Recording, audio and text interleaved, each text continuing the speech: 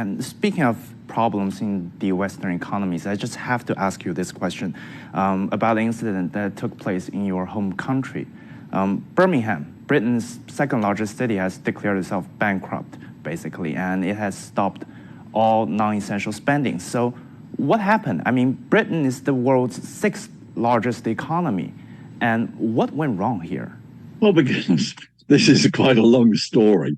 We have to go right back to the election of the Conservative and Liberal government way back in time, about more than 10 years ago. I mean, they embarked upon policies of austerity, which have been totally unsuccessful economically. The economy has grown very slowly.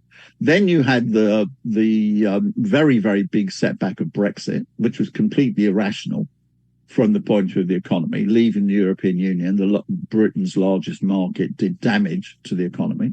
And therefore, the economy has been growing very, very slowly.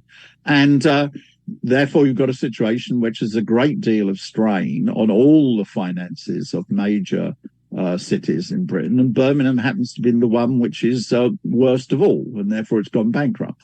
But it's not the only city economy in Britain which has facing economic problems at this time. It's a symptom rather than being something totally unique and special, although of course it has some specific features, which is what made it the worst. But it's got to be set against the very bad performance of the UK economy. Since you talked about this global slowdown, I just want to ask you, is this bankruptcy going to have a ripple effect across the Western world? I mean, you talked about it. There's a slowdown in the economic development of the developed countries. So are we going to see matters get worse? And what should we do about it? No, Birmingham by itself is not going to have a ripple effect. It's too small.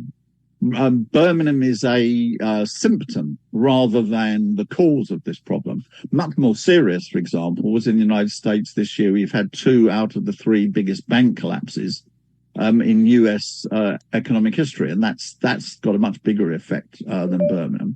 The problem is the very slow growth is putting all sorts of strain into the financial system of many countries. In addition to the bank collapses in the United States, in Europe, we have almost no growth. I mean, the fastest growing economy in Europe over the last 4 years, that's Italy, has only grown by 1.5%, which means, it's almost close to stagnation, and the other European economies are doing worse. As to what the developing countries have got to deal with this, well, they will become less dependent and need to become less dependent on what happens in the developed countries. That means that's the importance of the Belt and Road Initiative. That's the importance of BRICS. There is already a tendency in the world economy for the developing countries to grow more rapidly than the developed economies, and this is going to strengthen. So really strengthening South-South ties is the most important thing for developing countries to do.